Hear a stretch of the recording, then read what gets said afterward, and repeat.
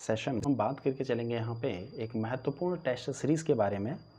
ये जो test series रहेगी ये मेनली इम्पोर्टेंट रहने वाली है एग्ज़ाम जो हमारे पास कंडक्ट किया गया है यूके ट्रिपल एससी द्वारा, जिसमें कि कुछ बेहतरीन पोस्ट हमें देखने के लिए मिल जाती हैं, जिसमें वीडियो, वीपीडीओ, पटवारी, लेखपाल इन सभी से संबंधित ये महत्वपूर्ण हमारे पास ये टेस्ट सीरीज़ रहने वाली है।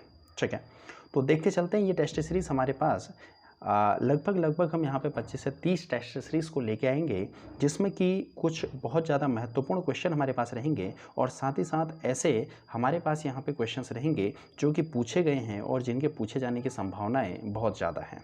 ठीक है, तो चलिए स्टार्ट करके चलते हैं एक एक करके। तो सबसे पहले बात करके चलते हैं यहाँ पर हमारे पास ये जो टेस्ट सीरीज़ रहेंगी इसके बारे में कुछ बेसिक सी बातें बता देते हैं। इस टेस्ट सीरीज़ में हमारे पास टोटल 100 क्वेश्चंस यहाँ पे रहेंगे, जैसा कि यूके ट्रिपल एससी का पैटर्न है, और 40 उत्तराखंड, 20 हिंदी और 40 जीएस का यहाँ पे जो रेशियो चलता है उसी सेम रेशियो पे यहाँ पे हमारे पास ये टेस्ट सीरीज़ चलने वाली है। ठीक है, और साथ ही साथ इस टेस्ट सीरीज़ की अगर बात करके चलें, इस टेस्ट सीरीज़ में हमारे पास 2 घंटे का समय यहाँ पे रहेगा। आप चाहें तो इस टेस्ट सीरीज़ को खुद से भी कर सकते हैं। ठीक है, तो चलिए स्टार्ट करके चलते हैं। ध्यान रखना, ये जो टेस्ट सीरीज़ हमारे पास, ये टेस्ट सीरीज़ किसी तीसरी पार्टी से यानी थर्ड साइट से यहाँ पे परचेस किया गया है, ताकि ये जो इन्फॉर्मेशन है ये आप लोगों तक साझा किया जा सके, आप लोगों तक पहुँचाया जा सके। ठीक है, तो इस महत्वपूर्ण टेस्ट सीरीज़ का लाभ उठाएं और हमारे ऑफलाइन बैच जैसा कि आपको पता है चल ही रहे हैं, तो ऑफलाइन बैच से जुड़ने के लिए आप हमसे यहाँ पे कांटेक्ट कर सकते हैं हमारे व्हाट्सएप नंबर पर, और साथ ही साथ हमें फॉलो कर सकते हैं हमारे इंस्टाग्राम चैनल पे। ठीक है, तो चलिए स्टार्ट करते हैं क्वेश्चन नंबर 1 से। क्वेश्चन नंबर 1 में हमसे कहता है निम्न कथनों पर विचार कीजिए। ठीक है, कथनों पर विचार करने के लिए यहाँ पे कहा गया है, पहला कथन हमें दिया गया है ठाकुर जी भोले हैं महादेवी वर्मा की प्रसिद्ध बाल कविता है। ठीक है, और बिल्कुल ये इनकी कविता भी है। और दूसरा यहाँ पे कहा गया है कथन 2 गिल्लू महादेवी वर्मा की प्रसिद्ध कहानी है। ठीक है, बिल्कुल ये भी सही आंसर यहाँ पे होने वाला है। और कथन तीसरा यहाँ पे कहा गया है रति विलाप महादेवी वर्मा का प्रसिद्ध उपन्यास है। ठीक है, तो ये ऑप्शन यहाँ पे गलत होने वाला है, कथन 3। ठीक है, जो रति विलाप है ये गौरापंत शिवानी का प्रसिद्ध एक उपन्यास है, तो इनके अकॉर्डिंग हमें यहाँ पे इनमें से ऑप्शन चूज करना है, जो जैसा कि हमने बताया कि ठाकुर जी भोले हैं और साथ ही साथ गिल्लू ये महादेवी वर्मा की प्रसिद्ध कविता और यहाँ पर कहानी होने वाली है। तो इसके अकॉर्डिंग जो ऑप्शन नंबर ए है, ये ऑप्शन नंबर ए यहाँ पे क्या हो जाएगा, इसका सही आंसर हो जाएगा। ठीक है, चलिए बढ़ते हैं अगले सवाल की तरफ, क्वेश्चन नंबर 2 की तरफ। क्वेश्चन नंबर 2 में हमसे कहा गया है पायो जी मैंने राम रतन धन पायो। ठीक है, पायो जी मैंने राम रतन धन पायो, आपने सुना होगा, बहुत प्रसिद्ध ये कविता है, गाना भी है। ठीक है, भजन। तो इस पंक्तियों में कौन सा अलंकार है? ठीक है, तो ध्यान रखना, इस पंक्तियों में हमें अलंकार देखने के लिए मिल जाता है और वो हमारे पास है रूपक अलंकार। ठीक है ना, यानी ऑप्शन नंबर डी यहाँ पे क्या होने वाला है, इसका करेक्ट आंसर होने वाला है। ठीक है ना, पायो जी मैंने राम रतन धन पायो, इसमें जो सही आंसर इसका हो जाएगा वो हो जाएगा ऑप्शन नंबर डी। ठीक है, चलिए बढ़ते हैं अगले क्वेश्चन की तरफ, क्वेश्चन नंबर 3। क्वेश्चन नंबर 3 में अगर बात करके चलें तो कहता है उद्दंड मार्तंड पत्रिका के संबंध में असत्य कथन का चयन करना है। ठीक है, उद्दंड मार्तंड आपको पता होगा कि ये क्या था, एक साप्ताहिक समाचार पत्र था ये। ठीक है, तो देख के चलते हैं फिर क्या है ऑप्शन के अकॉर्डिंग। पहला ऑप्शन कहता है कि इसका प्रकाशन किया गया 1826 में। ठीक है, पहला ऑप्शन कहता है इसका प्रकाशन किया गया था 1826 में। ठीक है, तो ऑप्शन के अकॉर्डिंग अगर बात करके चलें तो 1826 में इसका प्रकाशन किया गया है, जो कि यहाँ पे बिल्कुल सही होने वाला है। दूसरा कहता है इसके संपादक जुगल किशोर है, बिल्कुल कई बार पूछा गया है यूके ट्रिपल एससी में सेम क्वेश्चन, जुगल किशोर यहाँ पे उद्दंड मार्तंड के क्या थे, संपादक थे। ठीक है, तीसरा कहता है यह एक दैनिक समाचार पत्र था, जैसा कि अभी थोड़ी देर पहले हमने इसके बारे में डिस्कस किया था, ये क्या था, एक साप्ताहिक पत्र था, यानी ऑप्शन नंबर सी इसका यहाँ पे गलत आंसर हो जाएगा। और इसका जो प्रकाशन स्थल है बिल्कुल कलकत्ता यहाँ पे क्या है, इसका प्रकाशन स्थल है। ठीक है ना, तो ये यहाँ पे क्या हो जाएगा, बहुत ज़्यादा इंपॉर्टेंट यहाँ पे होने वाला है। ठीक है ना, तो इसके अकॉर्डिंग हमारे पास ऑप्शन नंबर सी क्या हो जाएगा, इसका यहाँ पे करेक्ट आंसर हो जाएगा। ये एक हमारे पास क्या था, दैनिक समाचार पत्र न होकर एक कैसा था, साप्ताहिक समाचार पत्र था। ठीक है, चलिए बढ़ते हैं अगले ऑप्शन की तरफ, अगले क्वेश्चन की तरफ। ठीक है, चलिए अगले क्वेश्चन में हमसे कहता है क्वेश्चन नंबर 4 में द्विज जो शब्द हमें दिया गया है अनेकार्थी इसका कौन सा नहीं है। ठीक है, तो द्विज में अगर बात करके चले, द्विज का अर्थ बिल्कुल पक्षी से यहाँ पे होता है, द्विज यहाँ पे कहा जाता है पक्षी को। चंद्रमा को भी द्विज यहाँ पे कहा जाता है, क्षत्रिय का मतलब भी द्विज से है, लेकिन कमल हमारे पास यहाँ पे द्विज का नहीं है, ठीक है ना। तो जलज, पंकज, नीरज, ये सारे के सारे क्या होते हैं यहाँ पे कमल के पर्यायवाची होते हैं, तो कमल यहाँ पे इसका आंसर होने वाला है, ठीक है ना। तो द्विज का अनेक अर्थी कौन सा नहीं होगा, फिर कमल यहाँ पे इसका सही आंसर इसके अकॉर्डिंग हो जाएगा, ठीक है। चलिए अब बढ़ते हैं अगले क्वेश्चन की तरफ। अगला क्वेश्चन हमसे कहता है, क्वेश्चन नंबर 5 में कहता है बलि बलि का सही अर्थ क्या होगा। ध्यान रखना, बलि बलि जो लिखा गया है, एक में बड़ी ई की मात्रा जबकि छोटे में बड़ी ई की मात्रा है, तो इसका क्या अर्थ यहाँ पे होने वाला है, ठीक है। तो यहाँ पे बलि का अर्थ जो हमारे पास यहाँ पर प्रथम बलि है, इसका अर्थ है बलिदान से, और जबकि जो दूसरा बलि है इसका अर्थ है वीरता से, वीर से, ठीक है। तो इसके अकॉर्डिंग जो सही आंसर हो जाएगा हमारे पास वो हो जाएगा option number D is the correct answer, यानी बलिदान व वीरता, इसका यहाँ पे क्या हो जाएगा, सही आंसर यहाँ पे होने वाला है, ठीक है। चलिए बढ़ते हैं अगले क्वेश्चन की तरफ, क्वेश्चन नंबर 6 की तरफ, ठीक है।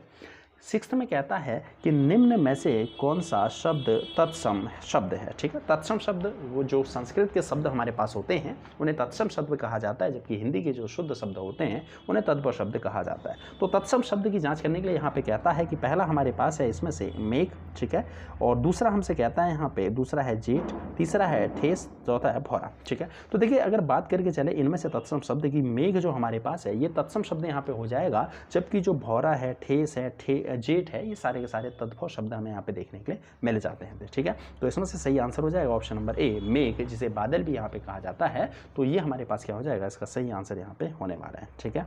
चलिए बढ़ते हैं अगले क्वेश्चन की तरफ, क्वेश्चन नंबर 7 में, ठीक है। क्वेश्चन नंबर 7 में हमसे यहाँ पे कहता है कि गाड़ बगी कुछ लय बहुत, ठीक है। गढ़वाली कुमाऊनी लोकोक्ति में कुछ शब्द का हिंदी अर्थ क्या होगा, ठीक है। तो एक कहावत अपने गढ़वाली में, अपने कुमाऊनी में बड़ी प्रसिद्ध है, जिसका अर्थ है गाड़ बगी कुछ ले बहुत, ठीक है ना। तो इसका अर्थ यहाँ पे कुछ का मतलब क्या है, हम अपने आम भाषा में जनरली घरों में भी हम यूज़ करते हैं। कुछ का मतलब यहाँ पे किससे होता है, कुछ का मतलब होता है झाड़ू से, ठीक है। जो झाड़ू है इसको कुमाऊनी में या फिर गढ़वाली में से क्या बोला जाता है, कुछ यहाँ पे कहा जाता है, ठीक है। तो सही आंसर हो जाएगा इसका ऑप्शन नंबर सी। बढ़ते हैं अगले सवाल की तरफ। अगला सवाल क्वेश्चन नंबर 8 में कहता है जेली थाई व्हील पाई, ठीक है ना। तो नाम से ही समझ में आ रहा होगा, अगर आप कुमाऊनी या फिर गढ़वाली से बिलोंग करते हैं, थोड़ा सा अगर आप जानकारी रखते हैं, तो जेल थाई व्हील पाई इसका सही अर्थ क्या होने वाला है। तो जायज़ सी बात है कि किसी इच्छा की पूर्ति हेतु धैर्य रखना चाहिए, ठीक है ना। तो यानी जेल थाई का मतलब धैर्य से है, जिसने धैर्य रख लिया उसने क्या कर लिया, पा लिया। तो ऑप्शन नंबर ए क्या हो जाएगा, इसका यहाँ पे सही आंसर यहाँ पे हो जाएगा, ठीक है। चलिए बढ़ते हैं अगले क्वेश्चन की तरफ। अगला क्वेश्चन हमसे कहता है, क्वेश्चन नंबर 9 में कहता है कि निम्न में से अशुद्ध वर्तनी का चयन करना है, ठीक है। इसमें से कौन सा अशुद्ध है ये हमें बताना है, ठीक है। तो पहला हमारे पास है ऑप्शन नंबर अधिशासी, ठीक है। बिल्कुल अधिशासी यहाँ पे इसका करेक्ट आंसर हो जाएगा। ये जो अधिशासी है ये गलत यहाँ पे लिखा गया है, जबकि अगर सही इसकी अगर बात करके चले तो अधिशासी का अगर सही लिख के चले तो कुछ इस तरीके से अधिशासी यहाँ पे लिखा जाता है, ठीक है ना। तो इस तरीके से यहाँ पे क्या होता है, अधिशासी लिखा जाता है। तो ये क्या हो जाएगा, इसका पहला ही आंसर क्या हो जाएगा यहाँ पे, इसका सही आंसर हो जाएगा, ठीक है ना। सही का मतलब यहाँ पे इसने गलत पूछा है, तो गलत वर्तनी ऑप्शन नंबर ए यहाँ पे इसका करेक्ट आंसर हो जाएगा, ठीक है। कुमुदी ने बिल्कुल सही लिखा है, आशीर्वाद बिल्कुल सही लिखा हुआ है, जो अंताक्षरी है ये भी बिल्कुल यहाँ पे सही लिखा हुआ है, ठीक है। चलिए बढ़ते हैं क्वेश्चन नंबर 10 की तरफ। क्वेश्चन नंबर 10 में हमसे कहता है कि अपनी विवाहिता स्त्री से उत्पन्न पुत्र के लिए एक शब्द होगा, ठीक है ना। तो वाक्यांशों के लिए एक शब्द से क्वेश्चन पूछा गया है, तो इसका सही आंसर होने वाला है औरस, ठीक है। औरस क्या होता है, जो विवाहिता मतलब जिस स्त्री से विवाह किया जाए तो उससे जो उत्पन्न पुत्र होता है उसे क्या बोला जाता है, औरस उसे यहाँ पे कहा जाता है, ठीक है ना। जबकि जो दत्तक है ये हमारे पास क्या होता है, गोद लिया हुआ, किसी अन्य उससे लिया हुआ, तो ये हमारे पास क्या होता है, दत्तक होता है, ठीक है ना। तो औरस इसका यहाँ पे क्या हो जाएगा, सही आंसर यहाँ पे होने वाला है, ठीक है। चलिए बढ़ते हैं क्वेश्चन नंबर 11 की तरफ। क्वेश्चन नंबर 11 में हमसे कहता है कि निम्न में कौन एक संयुक्त वाक्य नहीं है, ठीक है। तो वाक्य अगर बात करके चलें तो हमारे पास 3 आधार पर वाक्यों का यहाँ पर क्लासिफिकेशन किया जाता है, ठीक है ना। तो फिलहाल ये हमारे पास संयुक्त वाक्य पूछता है, एक सरल वाक्य, संयुक्त वाक्य, और अगर आपने पढ़ा हो, ठीक है ना, तो मिश्रित वाक्य भी हमारे पास यहाँ पे होते हैं 3 प्रकार के। तो उसमें से संयुक्त वाक्य कौन सा है ये हमें यहाँ पे बताना है, ठीक है। पहला है सूरज निकला और चिड़िया चहचहाने लगी, ठीक है। ये तो बिल्कुल सही है, साधारण वाक्य है। वह आया और पानी पीकर चला गया, उसके बाद है उसने परिश्रम किया परंतु सफल न हो सका, मिश्रित है ये, और वह आकर पानी पीकर चला गया। ठीक है, ऑप्शन नंबर डी यहाँ पे क्या हो जाएगा, बिल्कुल सही आंसर हो जाएगा। यह क्या है, एक संयुक्त वाक्य नहीं है। ठीक है ना, जबकि अब इसमें अगर बात करके चले, सॉरी, इसमें हमसे पूछा गया है कि निम्न में से कौन संयुक्त वाक्य नहीं है। अच्छा, संयुक्त वाक्य नहीं है हमसे पूछा गया है, तो जो पहला ऑप्शन है सूरज निकला और देखिए ध्यान रखना, संयुक्त वाक्य जो होते हैं हमारे पास क्या होते हैं, जिनमें और, तथा ऐसे शब्दों का प्रयोग किया जाता है ना। तो सूरज निकला और चिड़िया चहचहाने लगी, ये एक संयुक्त वाक्य है। वह आया और पानी पीकर चला गया, बिल्कुल ये भी एक संयुक्त वाक्य है। उसने परिश्रम किया परंतु सफल न हो सके, एक मिश्रित वाक्य है क्योंकि दूसरे पर डिपेंड करता है। और वह आकर पानी पीकर चला गया। ठीक है ना, तो ये क्या हो जाएगा, एक मिश्रित वाक्य नहीं होगा, एक साधारण वाक्य हो जाएगा। तो इस क्वेश्चन के अकॉर्डिंग ऑप्शन नंबर डी यहाँ पे क्या होने वाला है, इसका करेक्ट आंसर होने वाला है। ठीक है, चलिए बढ़ते हैं अगले क्वेश्चन की तरफ, क्वेश्चन नंबर 12 की तरफ। क्वेश्चन नंबर 12 में हमसे कहता है कि मच्छर भिनभिनाते हैं, वाक्य में कौन सी क्रिया है। ठीक है, मच्छरों का भिनभिनाना ये कौन सी क्रिया यहाँ पे है, तो ध्यान रखना, मच्छरों का भिनभिनाना एक यहाँ पर नाम धातु क्रिया है। ठीक है ना, प्रेरणार्थ है, कोई प्रेरणा नहीं मिल रही है यहाँ पे, संयुक्त क्रिया यहाँ पे नहीं है, पूर्वकालिक क्रिया यहाँ पे नहीं है, ये एक नाम धातु क्रिया है। नाम के आधार पर भिनभिनाना शब्द का यहाँ पे प्रयोग किया गया है। ठीक है, तो ऑप्शन नंबर बी यहाँ पे क्या हो जाएगा, इसका करेक्ट आंसर हो जाएगा। बढ़ते हैं अगले क्वेश्चन की तरफ, क्वेश्चन नंबर 13 की तरफ। कहता है परिवार संज्ञा का कौन सा प्रकार है। ठीक है, जो परिवार है ये कौन से प्रकार की संज्ञा है, ये हमसे यहाँ पे पूछा गया है। तो देखिए परिवार की अगर बात करके चलें तो परिवार व्यक्तिवाचक संज्ञा नहीं है, बिल्कुल भाववाचक संज्ञा यहाँ पे नहीं है।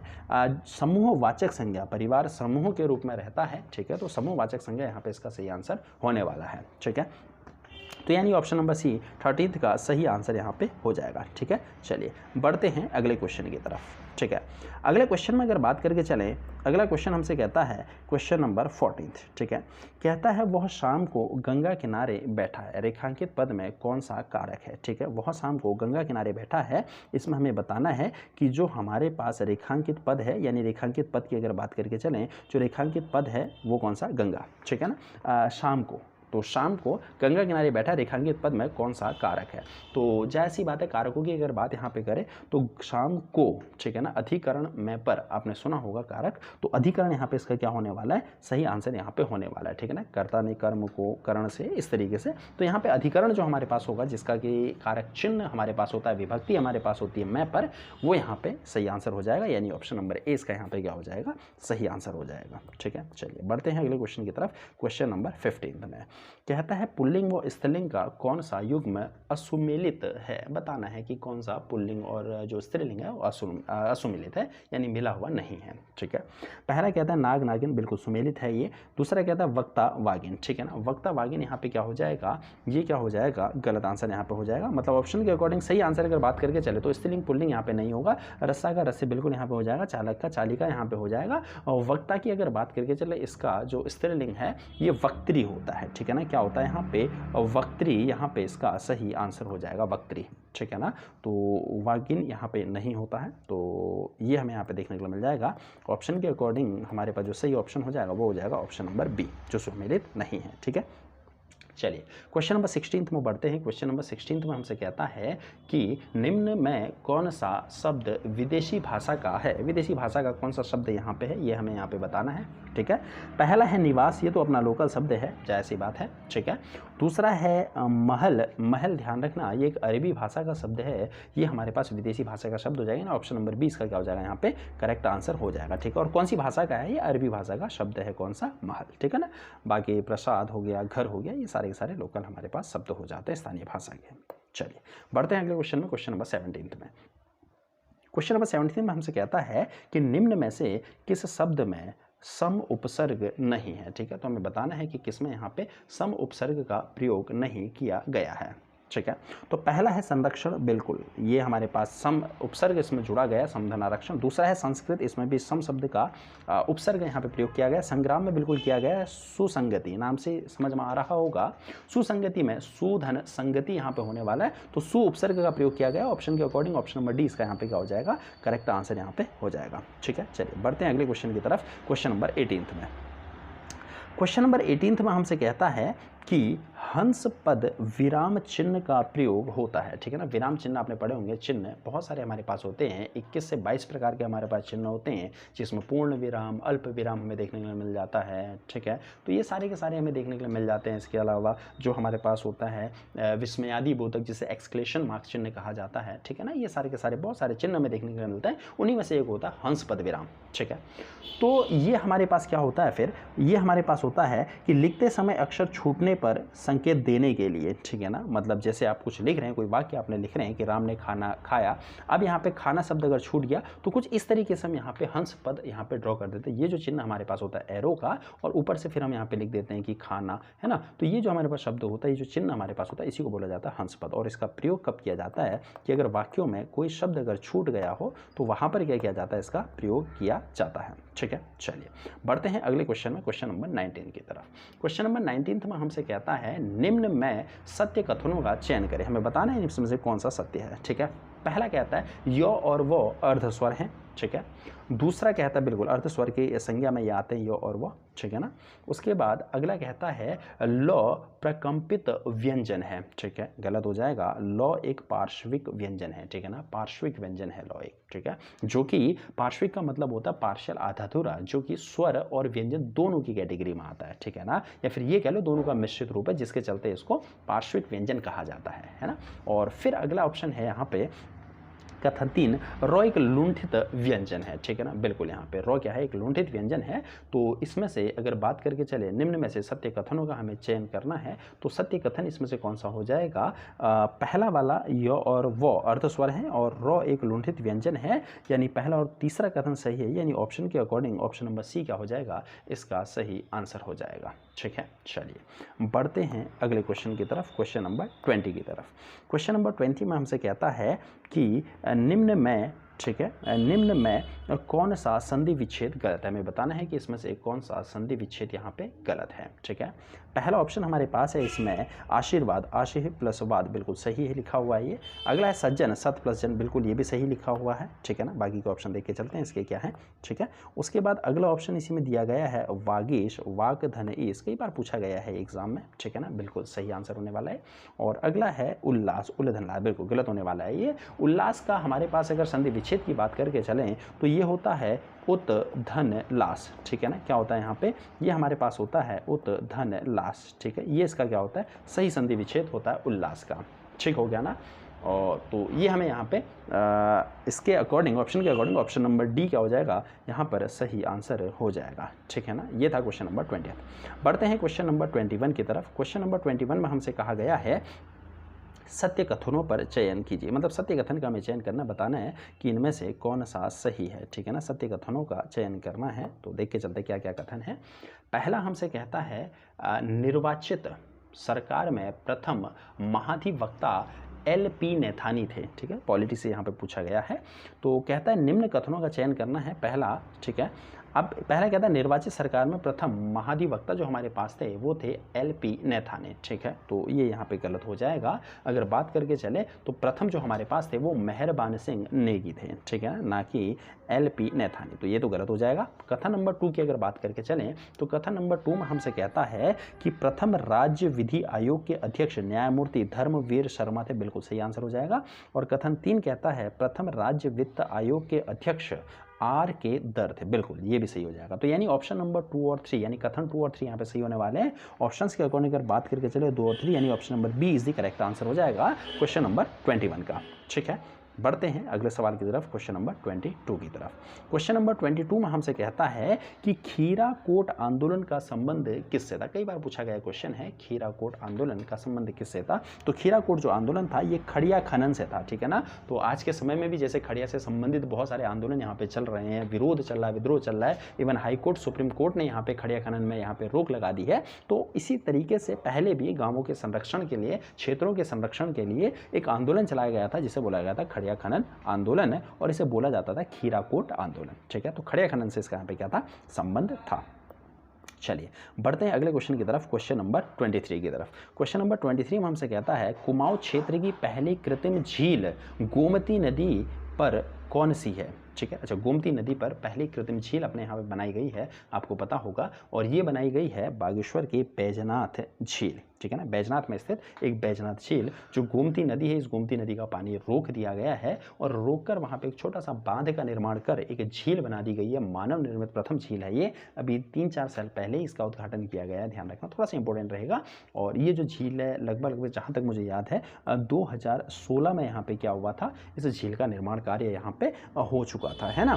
तो बैजनाथ झील यहाँ पे क्या हो जाएगा, इसका सही आंसर यहाँ पे हो जाएगा, ठीक है। चलिए बढ़ते हैं अगले क्वेश्चन की तरफ, क्वेश्चन नंबर 24 में, ठीक है। क्वेश्चन नंबर 24 की अगर बात करके चलें तो क्वेश्चन नंबर 24 में हमसे कहता है कि झपटो छिनो आंदोलन के प्रणेता कौन थे, ठीक है ना। तो यार ये तो कई बार पूछा गया क्वेश्चन है। झपटो छिनो जो आंदोलन हमारे पास है, गोविंद सिंह रावत इसका यहाँ पे सही आंसर होने वाला है, यानी option number A is the correct answer, जिनका नाम क्या होगा यहाँ पे, गोविंद सिंह रावत, ठीक है ना। तो गोविंद सिंह रावत क्या हो जाएगा, इसका सही आंसर हो जाएगा ऑप्शन नंबर ए। चलिए बढ़ते हैं अगले क्वेश्चन की तरफ, क्वेश्चन नंबर 25 पे, ठीक है। तो 25वें क्वेश्चन की ओर बढ़ते हैं और 25वां क्वेश्चन है, उस 25वें क्वेश्चन में हमसे कहता है कि निम्न को सुमेलित करना है, ठीक है ना, मिलान यहाँ पे करना है और बताने हैं कि कौन सा यहाँ पे सही है, सही मिलान क्या होगा, ठीक है। तो पहला कहता है सुमेलित करने के लिए उत्तराखंड उच्च शिक्षा निदेशालय, ठीक है, ये कहाँ है बताना है, ठीक है। तो देखिए अगर बात करके चले उत्तराखंड उच्च शिक्षा निदेशालय, तो ये हमारे पास है हल्द्वानी में, ठीक है ना। तो ये कहाँ पर है, ये है हमारे पास हल्द्वानी में, ठीक है। उसके बाद दूसरा हमसे कहता है कि उत्तराखंड प्राविधिक शिक्षा निदेशालय, ठीक है, ये है श्रीनगर में, ठीक है ना, ये कहाँ है, श्रीनगर में है। तीसरा हमसे कहता है उत्तराखंड प्राविधिक शिक्षा एवं परीक्षा परिषद, ठीक है, तो ये हमारे पास है रुड़की में, ठीक है ना, कहाँ पड़ता है, रुड़की में। और जबकि जो हमारे पास है उत्तराखंड विद्यालयी शिक्षा परिषद, ये है रामनगर में, ठीक है ना। तो ऑप्शन के अकॉर्डिंग अगर बात करके चलें तो ऑप्शन नंबर बी यहाँ पे क्या हो जाएगा, इसका करेक्ट आंसर यहाँ पे होने वाला है, ठीक है ना। तो इस तरीके के क्वेश्चन मिलान करने से संबंधित प्रश्न यहाँ पे आयोग द्वारा पूछ लिए जाते हैं समय समय पर, ठीक है। चलिए बढ़ते हैं अगले क्वेश्चन में, क्वेश्चन नंबर 26 पे। कहता है राजीव गांधी अंतर्राष्ट्रीय क्रिकेट स्टेडियम कहाँ है, ठीक है। तो ये नाम से समझ में आपको आ रहा होगा, अपने उत्तराखंड के अंदर मुख्यतः दो यहाँ पे वर्तमान में अंतर्राष्ट्रीय स्टेडियम है, एक अपना जो इंदिरा गांधी के नाम से है हल्द्वानी पे, ठीक है ना, गोलापार पे, और दूसरा हमारे पास यहाँ पर है राजीव गांधी अंतर्राष्ट्रीय स्टेडियम, और ये कहाँ पर है, रायपुर देहरादून में, ठीक है ना। ऑप्शन नंबर ए इसका क्या हो जाएगा, सही आंसर हो जाएगा। चलिए बढ़ते हैं अगले क्वेश्चन की तरफ। अगले क्वेश्चन में हमसे कहता है अ सन ऑफ हिमालय डॉक्यूमेंट्री किस पर बनी है, ठीक है ना। तो यहाँ पे एक डॉक्यूमेंट्री है, अ सन ऑफ हिमालय मूवी, यहाँ पे एक डॉक्यूमेंट्री जो कि सत्य घटनाओं पर आधारित होती है। तो ये किस पर बनी है, ठीक है ना। तो अनिल प्रकाश जोशी यहाँ पे क्या हो जाएगा, इसका सही आंसर हो जाएगा। तो अनिल प्रकाश जोशी जी पर ये क्या है, ये मूवी यहाँ पर बनी है, ठीक है ना। अगला क्वेश्चन नंबर 28 में बढ़ते हैं। कहता है भू कानून समिति के अध्यक्ष कौन है। तो भू कानून समिति के अध्यक्ष सुभाष कुमार हैं, यानी ऑप्शन नंबर बी क्या हो जाएगा, इसका करेक्ट आंसर हो जाएगा, ठीक है। क्वेश्चन नंबर 29 की तरफ बढ़ते हैं। क्वेश्चन नंबर 29 में कहता है नकल विरोधी कानून अध्यादेश कब लाया गया, ठीक है। कुछ ही समय पहले करंट अफेयर से संबंधित भी ये क्वेश्चन हो सकता है। नकल विरोधी कानून लेके आया गया था फरवरी 2023 में, ठीक है। ये क्या हो जाएगा, इसका यहाँ पे सही आंसर हो जाएगा फरवरी 2023, ठीक है। चलिए बढ़ते हैं अगले क्वेश्चन में, क्वेश्चन नंबर हम बढ़ के चलते हैं, क्वेश्चन नंबर 30, ठीक है ना। क्वेश्चन नंबर 30 में यहाँ पे देख के चलते हैं, ठीक है। चलिए क्वेश्चन नंबर 30 में फिर से कहता है सुमेलित करने के लिए, मिलान करने के लिए यहाँ पे कहा गया है, तो देख के चलते हैं। पहला कहता है पहाड़ का गांधी। तो यार आपको पता होगा जो पहाड़ का गांधी किसे कहा जाता है, जसवंत सिंह बिष्ट को कहा जाता है, ठीक है ना। जो पहाड़ का गांधी किसे कहा जाता है, जसवंत सिंह बिष्ट को यहाँ पे कहा जाता है, ठीक है ना। और दूसरा अगर बात करके चले कुमाऊं का गांधी, ठीक है। तो कुमाऊं का गांधी किसे कहा जाता है, कुमाऊं का गांधी कहा जाता है देवकीनंद पांडे को, ठीक है ना। कुमाऊं का गांधी किसे बोलते हैं, देवकीनंद पांडे को यहाँ पे कहा जाता है। तीसरा है यहाँ पे बागेश्वर का गांधी दुर्गा प्रताप शाह, इसका सही आंसर होने वाला है। और सल्ट का गांधी यहाँ पे हरगोविंद पंत यहाँ पे होने वाला है, ठीक है ना। तो ये हमारे पास सीमांत गांधी पूछ लिया जाता है कई बार, है ना। तो इस तरीके से क्वेश्चन यहाँ पे पूछ लिए जाते हैं, है ना। तो ये हमें यहाँ पे देखने के लिए मिल जाएगा, ठीक है ना। अब ये हमारे पास क्या है, ये हमें देखने के लिए मिलता है क्वेश्चन नंबर 30, इसमें मिलान करने के लिए ऑप्शन के अकॉर्डिंग अगर बात करके चलिए, ऑप्शन के अकॉर्डिंग ऑप्शन नंबर सी क्या हो जाएगा, इसका यहाँ पे सही आंसर हो जाएगा, ठीक है। चलिए बढ़ते हैं अगले क्वेश्चन की तरफ, क्वेश्चन नंबर 31 में, ठीक है। तो सेशन थोड़ा सा लंबा यहाँ पे जरूर होगा, लेकिन आपके बहुत सारे इंपॉर्टेंट क्वेश्चंस यहाँ पे कवर करके चलेंगे, ध्यान रखना। ठीक है, चलिए पढ़ते हैं क्वेश्चन नंबर 31 पे। ठीक है, क्वेश्चन नंबर 31 हमसे कहता है फॉरेस्ट रिसर्च इंस्टीट्यूट के संबंध में असत्य कथन कौन सा है, गलत कौन सा कथन है, वो हमें बताना है। ठीक है ना, तो ये हमसे कहता है पहला कथन है प्रथम वन महानिदेशक डिस्ट्रिक्ट बेंट्रिच से, बिल्कुल सही आंसर है। एफआरआई स्थित वानिकी संग्रहालय के 6 अनुभाग है, बिल्कुल 6 वहाँ पे क्या डिपार्टमेंट है, अनुभाग है। एफआरआई के वास्तुविद ब्लूमफील्ड, बिल्कुल सही आंसर है। एफआरआई का उद्घाटन अक्टूबर 1926 में लॉर्ड इरविन ने किया था, बिल्कुल गलत आंसर होने वाला है, ध्यान रखना। एफआरआई का जो उद्घाटन था अक्टूबर 1929 में किया गया था लॉर्ड इरविन के द्वारा। ठीक है ना, तो ये किया गया था 1929 में। ठीक है ना, 1929 में 29 पे, ना कि 1926 में। ठीक है ना, चलिए बढ़ते हैं अगले क्वेश्चन की तरफ। क्वेश्चन नंबर किस पे, 32 पे। ठीक है ना, क्वेश्चन नंबर 32 पे अगर बात करके चलें तो इसमें कहता है कि सही कथनों का यहाँ पे चयन करना है, सत्य कथनों का चयन करें। ठीक है, पहला कथन यहाँ पे दिया गया है भारत का स्विट्जरलैंड कौसानी को कहा जाता है, बिल्कुल सही है, ये हम जानते हैं। ठीक है ना, तो कौसानी को यहाँ पे कहा जाता है, कौसानी जो कि आधा अल्मोड़ा और लगभग थोड़ा सा हिस्सा इसका बागेश्वर के अंदर भी हमें देखने के लिए मिल जाता है, पूर्णतः यहाँ पे अल्मोड़ा डिस्ट्रिक्ट के अंदर ही आता है। ठीक है ना, तो ये यहाँ पे है, सही आंसर हो जाएगा। दूसरा कहता है कि उत्तराखंड का स्विट्जरलैंड औली है, गलत हो जाएगा, उत्तराखंड का स्विट्जरलैंड हर्सिल को कहा जाता है, औली को नहीं। ठीक है ना, और इसके अलावा तीसरा ऑप्शन में कहता है उत्तराखंड का स्विट्जरलैंड चोपता है, बिल्कुल ये भी क्या होने वाला है, सही आंसर हो जाएगा। ये गढ़वाल का जो स्विट्जरलैंड है, इसे गढ़वाल का जो स्विट्जरलैंड है ये किसे कहा जाता है, चोपता को कहा जाता है। ठीक है ना, चोपता बुग्याल, जहां आपने सुना होगा, तुंगनाथ जहां प्रसिद्ध शिव मंदिर है, विश्व का सबसे ऊंचाई पर स्थित शिव मंदिर भी है। ठीक है ना, तो वहीं पे है चोपता बुग्याल।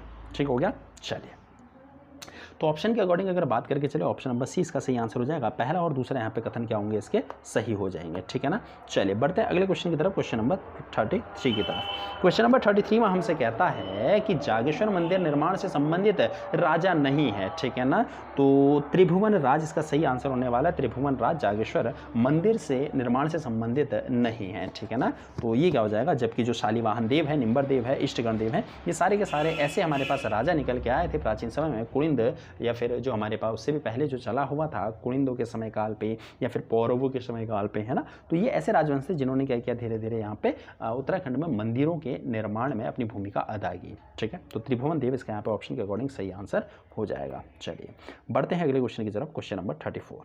क्वेश्चन नंबर 34 में हमसे कहता है क्वेश्चन नंबर 34 में हमसे कहता है यहाँ पर कि निम्न को सुमेलित करना है, मिलान करना है। ठीक है, तो देख के चलते हैं।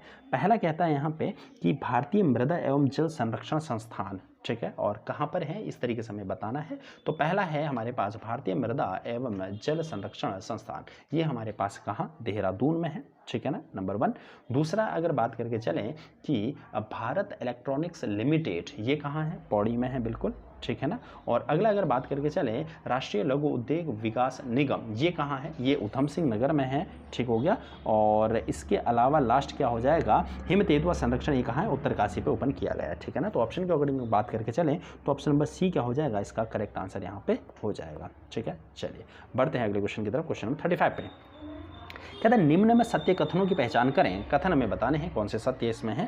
पहला कथन हमें दिया गया है लक्ष्मी चंद राज्य का पहला शासक था जिसने अपने राज्य की सीमा पर सीमा सूचक पत्थर लगवाए व किलेबंदी करवाई। ठीक है ना, तो ये पूछा गया है, बिल्कुल सही आंसर होने वाला है कथन नंबर ए, ये इसका क्या हो जाएगा, सही आंसर हो जाएगा। कथन नंबर 2 की अगर बात करके चलें तो कहता है लक्ष्मी चंद का बड़ा भाई शक्ति गोसाई था जिसे कुमाऊं का धृतराष्ट्र की संज्ञा भी दी गई है। ठीक है, बचपन से अंधा था, आपने सुना होगा कहानी लक्ष्मी चंद के बारे में, है ना। आज तो खतड़वा भी है और लक्ष्मी चंद का ही वो शासक था, जिसका एक शासक कह लो या फिर लक्ष्मी चंद का ही वो सेनापति था जिसका नाम क्या था यहाँ पे, गैड़ा सिंह था, है ना। तो गैड़ा सिंह और जो हमारे पास उस समय पे गढ़वाल पे जो शासक हुआ करते थे उनका एक सेनापति हुआ करता था खतड़ सिंह। तो लक्ष्मी चंद का जो हमारे पास सेनापति था गैड़ा सिंह ने खतड़ सिंह की हत्या करी, जिसके चलते आज उत्तराखंड में क्या मनाया जाता है, खतड़वा त्यौहार भी मनाया जाता है ना। तो ये हमारे पास क्या यहाँ पे विश्वकर्मा दिवस भी आज है। आप सबको विश्वकर्मा दिवस की हार्दिक शुभकामनाएं और साथ ही साथ खतड़वे की भी आपको हार्दिक शुभकामनाएं, है ना। तो ये जो खतड़वा है ये इसी उपलक्ष्य में मनाया जाता है क्योंकि लक्ष्मी चंद का जो शासक उस समय था या फिर ये कह लो सेनापति था, वो कौन था,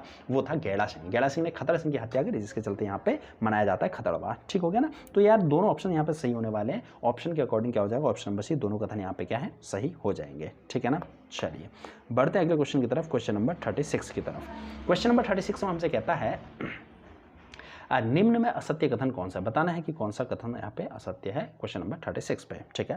पहला कथन हमसे कहता है पवार वंश में सर्वप्रथम शाह की उपाधि बलभद्र शाह ने धारण की थी। कई बार क्वेश्चन पूछा भी गया है किसने की थी, बलभद्र शाह इसका सही आंसर होने वाला है। ऑप्शन नंबर बी कहता है शाह की उपाधि बलभद्र शाह को बहलोल लोधी ने यहाँ पे दी गई थी, बिल्कुल सही आंसर होने वाला है।